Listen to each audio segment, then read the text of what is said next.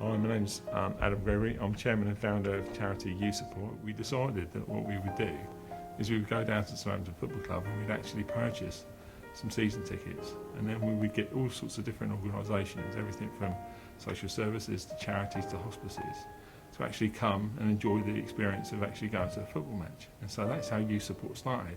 But the amazing thing was, it literally started at Southampton Football Club, because when we walked up to the kiosk, they said to us, you need to be a charitable organisation. And my wife was stood with me, and so the guy said, so what's it called? So I said, it's called Youth Support. And literally, that's how Youth Support started. So we bought some season tickets, and then what happened was, and this is the amazing thing, is that we realised it was a fantastic thing to do, and what a massive difference it made to the kids. But then we realised that the kids in Portsmouth would love this. So we talked to the people in Portsmouth. Before we worked with Youth Support, you know, if there was a child in a wheelchair, you just can't fit them in here. There is no available seating for children in wheelchairs. Now, anybody who phones up and wants to be a mascot, I can say, yep, not a problem. So we've had kids with cerebral palsy who've been on their crutches that can have the Youth Support teams, children in wheelchair. We've got a little girl, we have 3 puppies that are the little ones off the big mascots. Yeah. And again, we can say yes to everybody. So it's made a huge difference.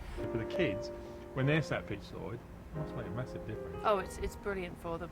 You know, it's quite difficult at Portsmouth because it is such an old stadium for accessibility. But where we've got, you know, the Youth Support tickets, it means it's completely accessible.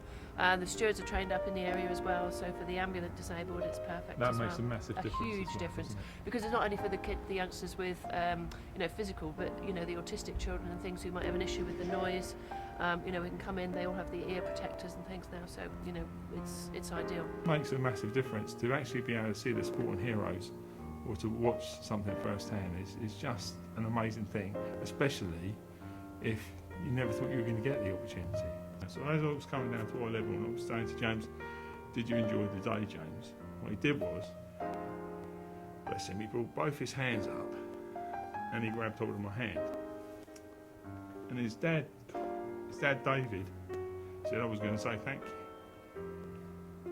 But I think James has said it for me, and that was the first time I thought, Jesus, we can really make a difference. I apologise, but we can really make a difference to these kids. And that was the first game we ever did. And we got chatting with Adam and Tracy throughout the years, and in 2009 they asked me to be their first ambassador for the charity. I was honoured and said yes. Since then I have helped them raise money and promote the charity in any way possible.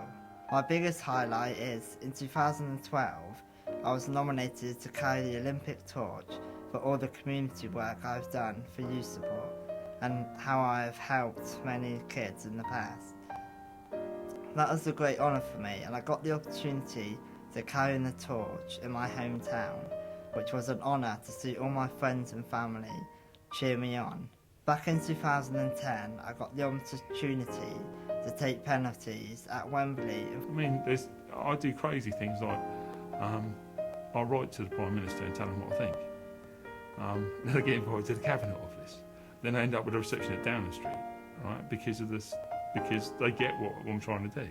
Then I write to the Deputy Speaker of the House of Lords, and before we know it, I'm having 3 receptions at the House of Lords. It's just the most amazing thing, because people are geared up to want to try to help you. Then I'm watching Harry Bikers, so I'm watching David and Si and Harry Bikers, and then this is how crazy it is. I thought, wouldn't it be great if we had a community cafe, right, that actually was funding the stuff that we do through Youth Support. So everybody loves a cup of tea, we're a nation of tea drinkers. So I thought, if we had our tea rooms, that would be just an amazing thing to do. So this is how crazy it is. I phoned David and Si up and said, this is what I want to do. What do you think? And they went, yeah, go for it. And that's what it's like. So we've built charities to help fund other things, but people don't understand what charities is about, how it funds Youth Support, or helps to fund Youth Support, and helps to make a difference. I've got a thing that I would love to be doing, which is called Hug a Bear, Show You Care. Now, every one of us has got a teddy bear. Literally got a teddy bear. But with a teddy bear, if you hug the teddy bear, you can be 0 to 190, I don't care how old you are, but you can then have a situation whereby if you hug a bear and show you care, you're helping disabled children, make a small donation, even if it's pennies. We started doing concerts and we started doing theatre trips, and to organise those types of things are really, really difficult, because very often you're talking about antiquated older buildings, especially with theatre, that are not geared up for disabled. They're not organised for it. So even mega theatres like the Mayflower Theatre has seats at the back. So if you're 7 years of age and you're in a wheelchair, right, if you're sat at the back, you're not really seeing anything at all. So what we've tried to do is integrate the kids more by having relaxed performances, taking out seats, putting wheelchairs at the front, making all of these things happen. And that's what youth support's all about. It's whether it's youth support football, whether it's youth support theatre, or even concert. So for instance, we've started last year, we did the Voice concert, which was just an amazing thing that we did. And what it was literally me phoning up the production company at Elm Street Studios and saying, would it be possible for the guys, would they like to come and do a concert for disabled, disadvantaged children? And the amazing thing was, they all said yes straight away.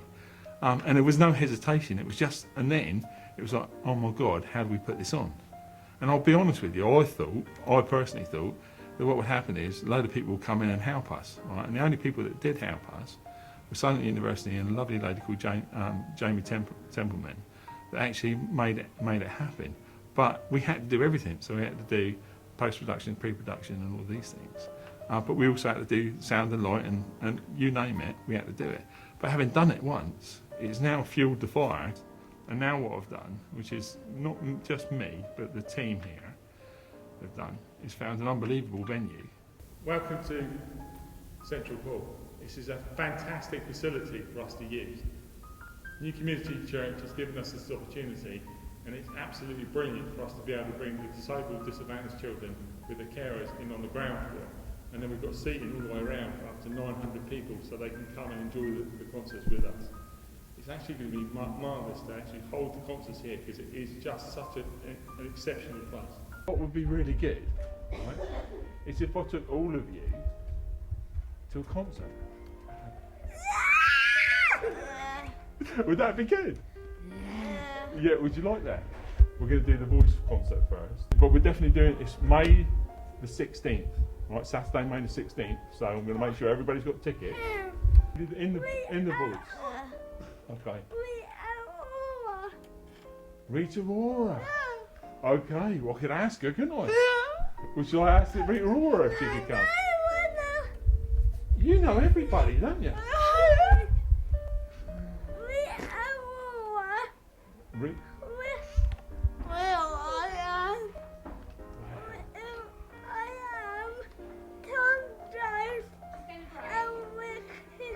Boy, at the moment we're doing thousands and thousands of kids every year, which sounds crazy because when I first started off, I thought if we do it for a few, that would be great.